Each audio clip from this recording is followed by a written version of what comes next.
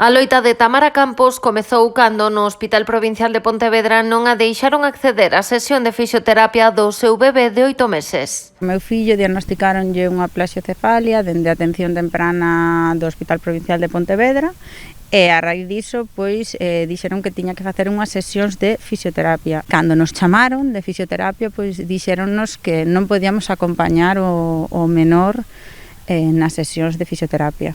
Dende entón, esta veciña de Monteporreiro contabiliza ata unha quincena de reclamacións contra o Servizo Galego de Saúde.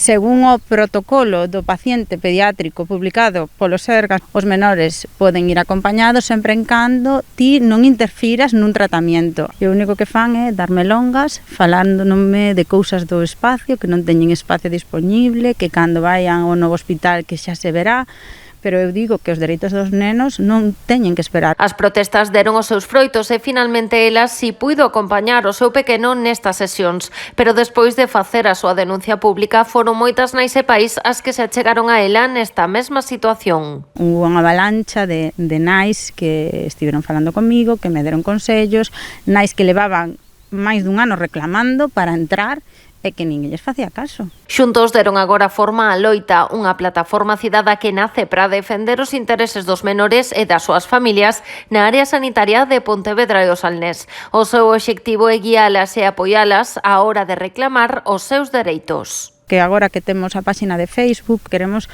organizar a páxina para poñer a legislación colgada na páxina, para que todo o mundo poida lerse esa legislación.